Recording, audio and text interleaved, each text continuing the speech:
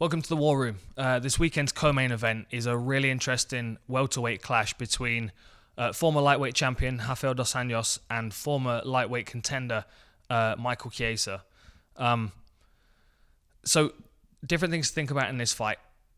The first thing is the way that dos Anjos approaches most fights is very kind of forward-facing. He's a southpaw, very forward-facing, marches people down, forces them up against the fence with really nice, clean, but quite simple Muay Thai. There's nothing flamboyant about his style, really. It's very, what we'd say in the UK is meat and potatoes. I don't know whether that's an American phrase or what, but it's very straightforward, fundamentally sound, nice and clean. He's done loads of pad work with a good Muay Thai coach. Very good at marching people down and forcing them to deal with quite powerful shots. And I feel like his power's transferred up to welterweight quite well as well. He's just a very heavy-handed fighter. The interesting thing is that he is the shorter fighter in this fight, the smaller fighter all round. It's quite amazing that Chiesa made welterweight, actually. We've got some footage of Chiesa on the channel. Go and check that out, because the size of him compared to me, you'll see. I was a normal size welterweight back in the day, and he's huge, and he was a lightweight. He's 6'1", he's got a 75-inch reach, so he's going to look like the bigger fighter. So the benefit in dos Anjos closing the range down is that he can take a lot of that range away with pressure. He can force him up against the fence, where he'll make Chiesa stand high on his back foot and try and counter, but he can quite easily get caught up against the fence in that range.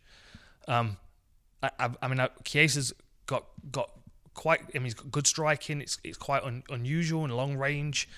He turns off at angles quite well, but under that kind of pressure with the footwork that dos Anjos has got, he's going to find himself clinched at some point. I would expect Chiesa to want this fight on the floor, because I think that,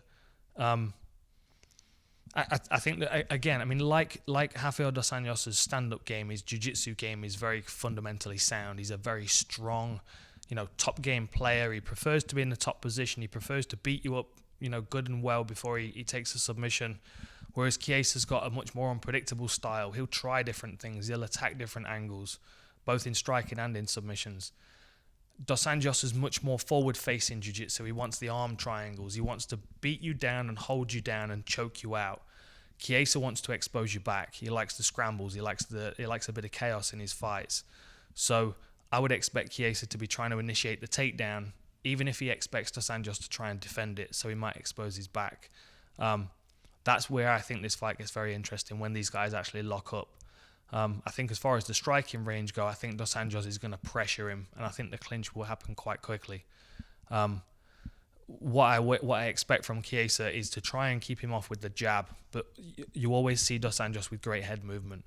Even when he's on the outside, he's always dipping his head from one side to the next, and he's always good at lifting that lead leg up as well to check kicks.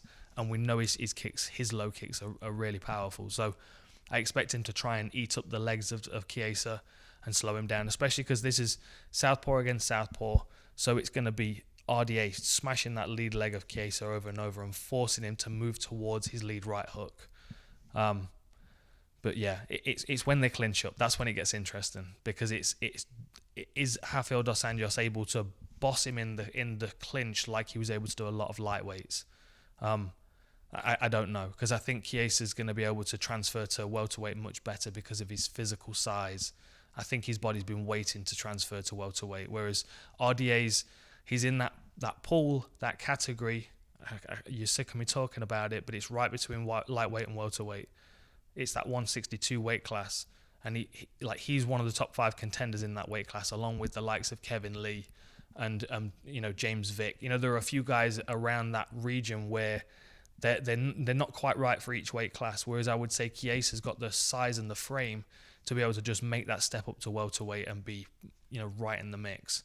And beating RDA does put him right in the mix. He's already got a couple of really good wins at this weight class over veterans, Condit and Sanchez, 2 guys that are later on in their career but are very good, very talented, big names as well. So there's a buzz around Chiesa at the moment, and adding a third big name to that, that run at welterweight is going to be huge for him. So a fascinating fight. I'm excited to see them clinch up. That's what I'm hoping for. All right, enjoy it. See you next time.